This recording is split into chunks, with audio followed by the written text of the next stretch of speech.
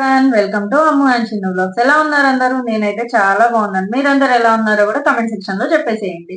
ఏంటి ఎక్కడికో రెడీ అయి వెళ్తున్నా అనుకుంటున్నారు కదా? అవునండి, వీకెండ్ వచ్చేసింది కాబట్టి ఇంకేం పని ఉంటుందండి, గ్రాసరీస్ తెచ్చుకోవడానికి మేమైతే వెళ్తున్నాం. అద్దం చూస్తే అమ్మాయిలు ఆగిపోతారు అనేది నిజంగా అబద్ధం అండి. ఇక్కడ చూస్తే అసలు లేట్ అయిపోతుందంటే ఇంకా చూసుకొని మిర్రర్ చూసుకుంటా ఉన్నారు. ఇక్కడ మేమైతే దారిలో వెళ్తుంటే చూడండి అసలు ఎంత బాగుందో. నైట్ అయితే ఎంత బాగుంటుందో, ఈ అపార్ట్మెంట్స్ కి లైటింగ్స్ వేసేసి భలే టెంప్ట్ చేసేస్తారండి. మేమైతే ఇక్కడ స్టాండ్ తీసేసుకొని డిమార్ట్ లోపలికి అయితే వెళ్ళిపోతున్నాం. మీరు కూడా డిమార్ట్ లో ఎప్పుడైనా 1+1 ఆఫర్స్ చూసి టెంప్ట్ అయ్యారా? మేమైతే వాళ్ళు కేవలం జనాలను ఆకట్టుకోవడానికి అనుకుంటా అండి 1+1 ఆఫర్స్ పెడతారు. మళ్ళీ అక్కడ రేట్స్ ఏమీ తగ్గుండవు. కాకపోతే అన్ని 1+1 అని చెప్పేసి వాటినే చూపిస్తూ ఉంటారు. నేను కూడా అంతే అండి. ఈ రోజు అన్ని 1+1 ఆఫర్స్ చూసి అవే తీసుకున్నాను. ఇక్కడ గోంగూర పికిల్ కూడా ఒకటి తీసుకున్నామండి. ఎందుకో తినాలనిపించింది.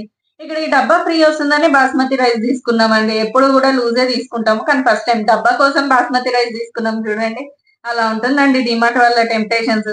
ఇక్కడ మేమైతే పన్నీర్ ఒకటి తీసుకున్నాము. అండ్ ఇంకొక కర్డ్ ప్యాకెట్ అయితే తీసుకున్నాం. ఇక్కడ నేను ఎందుకో చిరాకు పడుతున్నా అండి. నాకు కూడా తెలీదు ఎందుకో ఏమో మరి.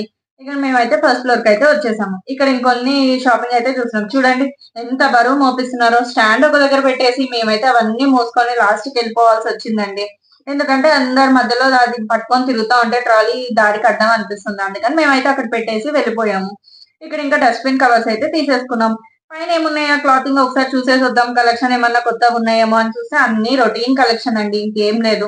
సరే అంతా అయిపోయింది కదా అని చెప్పేసి ఇంకా బిల్లింగ్ కౌంటర్‌కి అయితే వెళ్ళిపోయామండి. చూడండి ఎంత పెద్ద క్యూ ఉందో.